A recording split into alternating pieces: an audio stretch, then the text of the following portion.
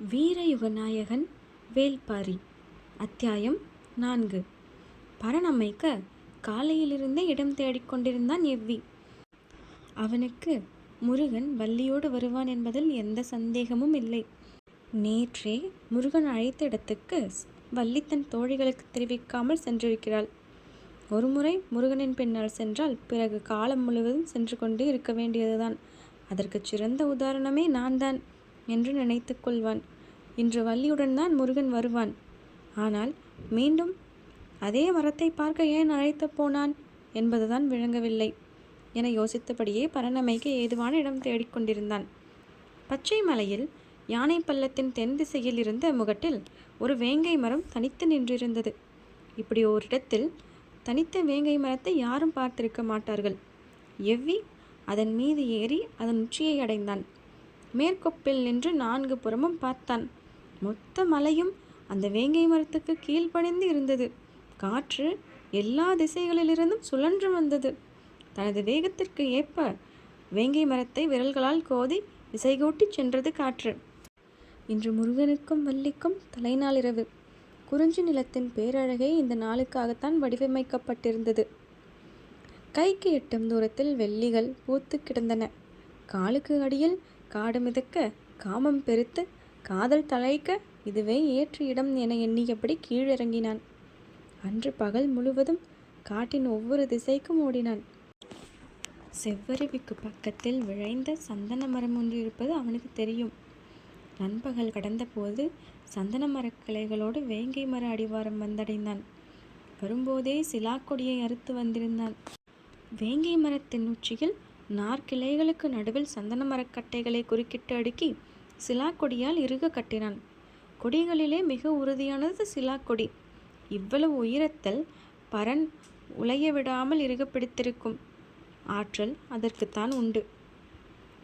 அதன் இன்னொரு சிறந்த குணம், கொடியை அறுத்த 3 நாட்கள் வரை அதன் சாறு கசிந்து வெளிந்தபடியே இருக்கும். அதிலிருந்து வரும் நறுமணத்துக்கு ஈடே கிடையாது. சந்தன மர வாசத்தில் சிலாக்கொடியின் நறுமணத்தோடு வேங்கை மர உச்சியில் திரும்பும் திசையெல்லாம் பச்சை மலை காற்றை அள்ளி அணைத்து எம் குறிஞ்சி தலைவனும் தலைவியும் நடத்தும் ஆதிக்கூத்து எம் குலத்தை பெருக்கி காதலை தழைக்கச் செய்யும். பெருமிதத்தோடு வேலையை முடித்த எவ்வி திணைப்புணம் காக்கும் இடத்துக்கு வந்தபோது மாலை மயங்கி கருக்கத் தொடங்கியது.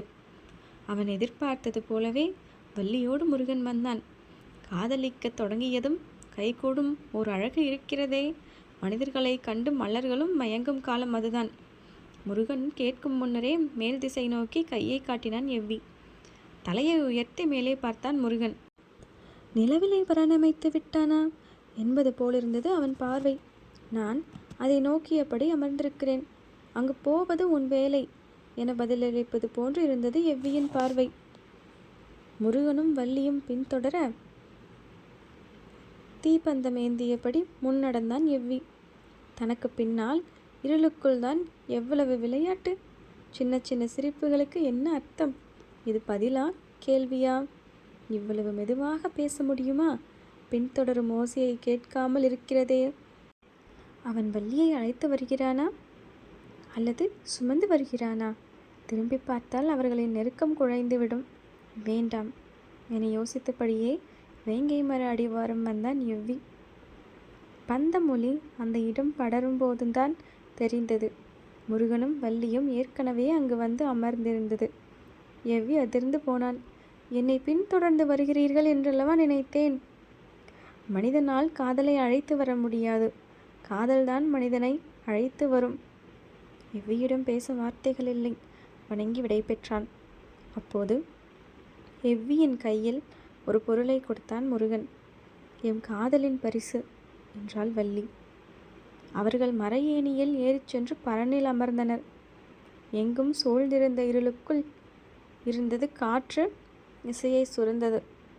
அசையும் இலைகளுக்கு இடையில் விண்மீன்கள் கண் சிமிட்டின.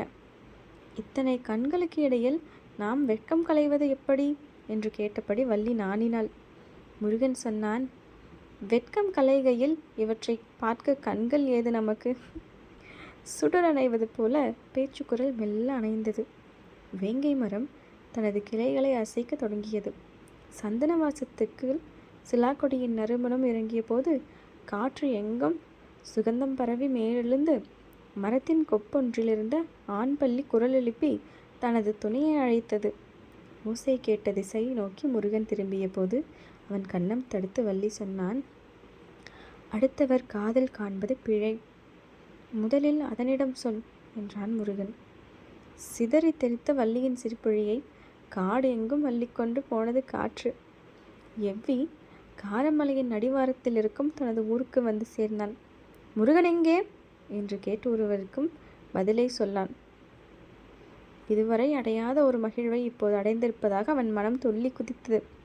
முருகன் தந்த காதல் பரிசை பார்த்தான். அது ஒரு பூண்டு போல் இருந்தது. இது என்ன செய்வது என யோசித்தபடி பூண்டை தட்டி பக்கத்தில் நீர் நிறைந்திருந்த பைங்குடத்தில் போட்டான். நீருக்குள் இருந்து குமிழிகள் இடைவிடாது வந்தன. அந்த நீர் பழச்சாறு போல் மாறிக்கொண்டிருந்தது. அதை மூங்கில் குடுவையில் ஊற்றி ஒரு மிடறு குடித்தான். அதன் சுவைக்கு ஈடு சொல்ல வார்த்தைகளே இல்லை. மனிதர்கள் யாரும் இதுவரை இப்படி ஒரு சுவையை அனுபவித்திருக்கவே மாட்டார்கள். குடத்தில் இருந்த மொத்தத்தையும் குடித்து முடித்தான். குடத்தின் கீழ் பூண்டு அப்படியே இருந்தது. மீண்டும் குடம் நிறைய தண்ணீர் ஊற்றினான். நீர் பழச்சாறாக உருமாறியது. மீண்டும் அதை குடிக்க துணிந்தபோது காட்டின் கீழ்ப்புறம் இருந்து பெரும் ஓசை கேட்டது. குடத்தை அப்படியே வைத்துவிட்டு வெளியே ஓடி வந்து பார்த்தான். கையில் தீப்பந்தங்களோடு மனித கூட்டம் மேட்டுவன் பாறைக்கு பின்புறமாக நடந்து சென்றன. காட்டின் தென் திசை நோக்கி சென்று கொண்டிருந்தனர் அவர்கள். யார் இவர்கள்?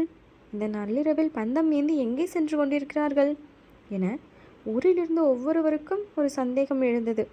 முதுகிழவன் சொன்னான், நாம் கீழே இறங்கி போய் அவர்கள் யார், எங்கே போகின்றனர் என என்ன இடர் நேர்ந்தது என கேட்போம் என்றார்.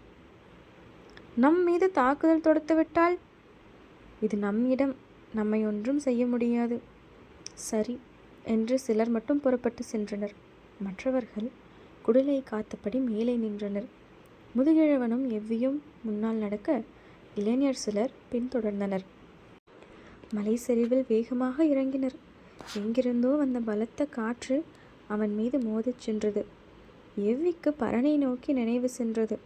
இந்த காற்றுக்கு பரன் தாங்குமா என மனதுக்குள் சின்னதாக அச்சம் உருவானது. அவன் தென் திசை உச்சியை அண்ணாந்து பார்த்தான்.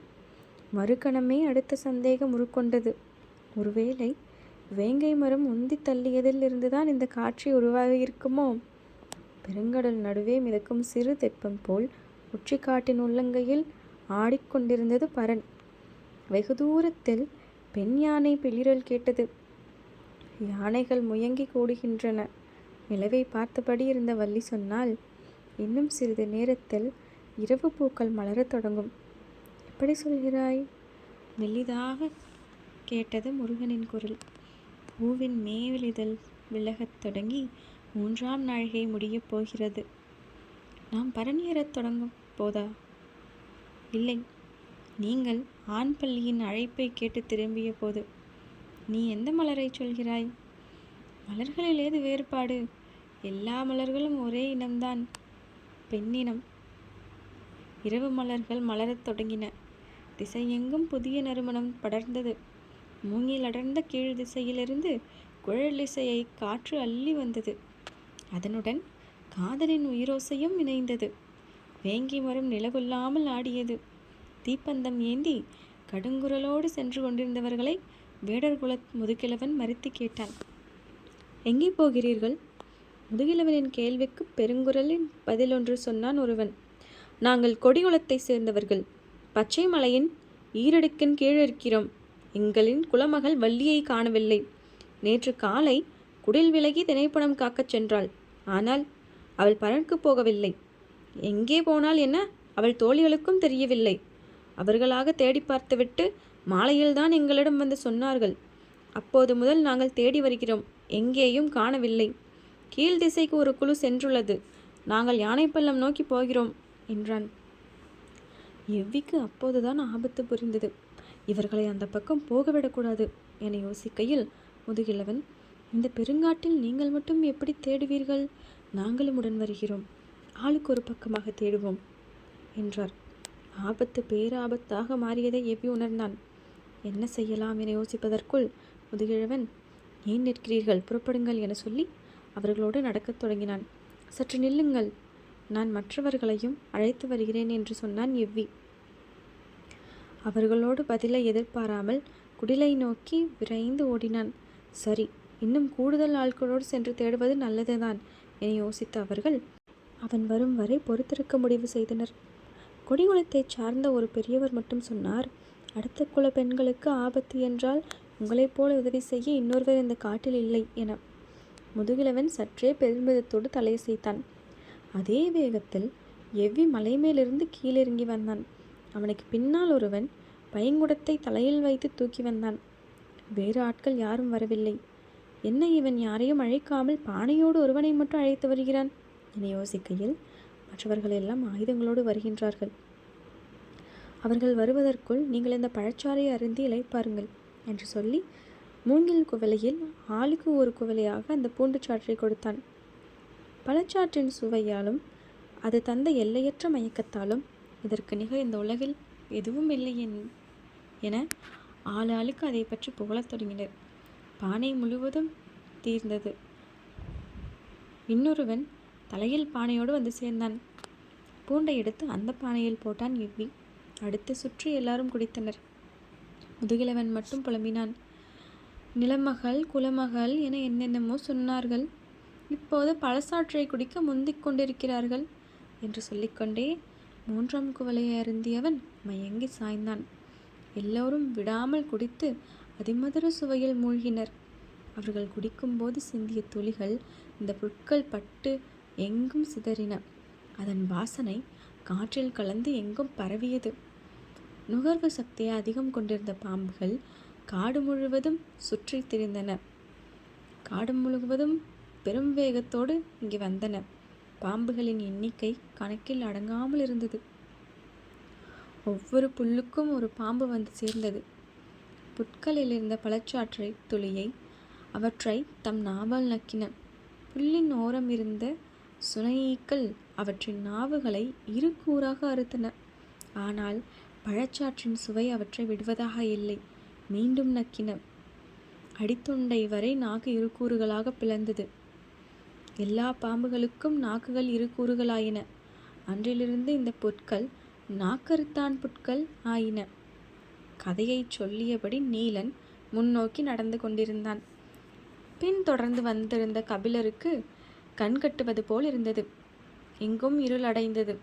நீலன் இருளுக்குள் கொஞ்சம் மறைந்தான்.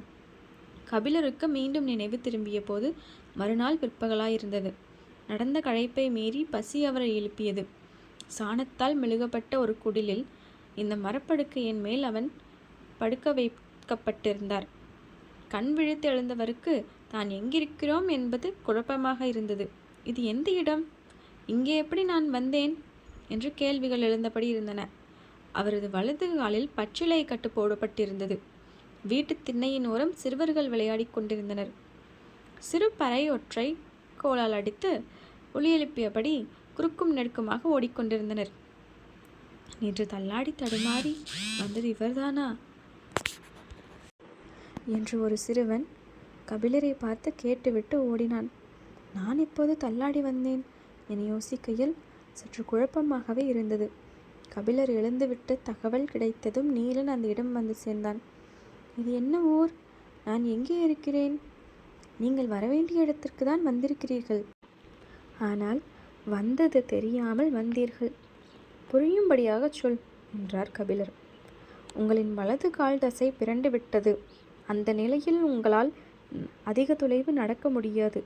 நடக்க நடக்க வலி கூடத்தான் செய்யும். பொழுது வேறு மறைந்து கொண்டிருந்தது. இருட்டுவதற்குள் இந்த இடம் வந்து சேர வேண்டும். இடையில் நாகக்கிடங்கு வேறு. இந்த காட்டில் எத்தனை வகை பாம்புகள் இருக்கின்றனவோ அத்தனை வகையான பாம்புகளும் அங்குண்டு.